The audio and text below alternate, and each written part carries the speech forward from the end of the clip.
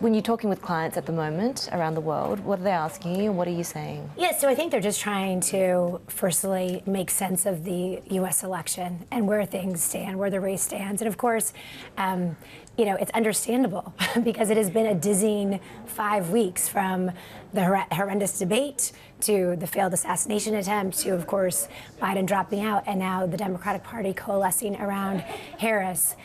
What we're telling our clients, one, is that Harris may be sort of experiencing a Harris honeymoon, if you will. I think Democrats are so relieved that they have somebody on the top of the ticket that they're enthusiastic about, that there is a lot of excitement, a lot of enthusiasm. As a result, we would just advise our clients to just wait until September. That's when folks, usually after Labor Day in the United States, kind of start really re-engaging. Of the really critical swing states, because of course Americans don't, it's not a national election, it really does come down to just a handful of swing states.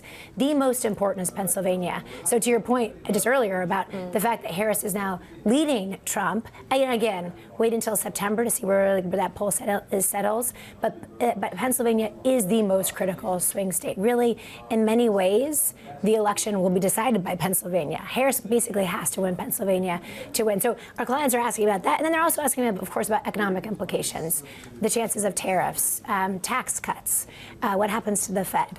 So both about the state of the race, but then obviously about economic implications and what it means for markets. Yeah, and with those implications, obviously we're expecting sort of more fiscal from either administration that takes over or sort of sustains some continuity going into January. But do you think that's necessarily the pro-growth, pro-inflation impact of tariffs kind of headache for the Fed picture that perhaps we're looking at? Yeah, so two things. What we're telling our clients is the biggest loser in November, regardless of who wins, is the U.S. deficit.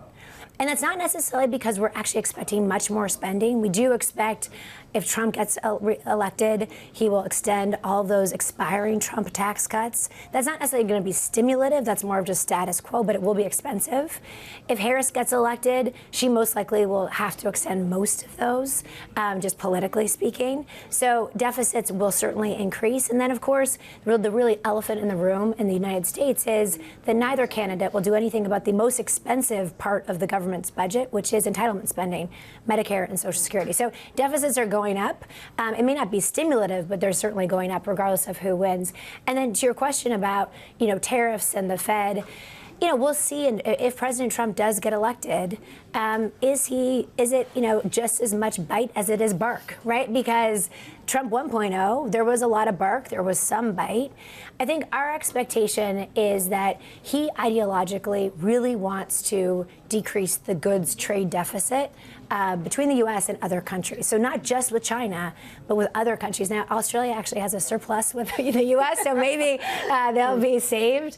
But we do think that he will use tariffs in a more strategic way, not so tactical, not so transactional. That actually could be worse for the market because it might just mean that he's putting them on just to get that trade deficit down. Now, in terms of just your last question about inflation, though, in terms of kind of the mixed implications for both inflation but also growth, because tariffs cut both ways.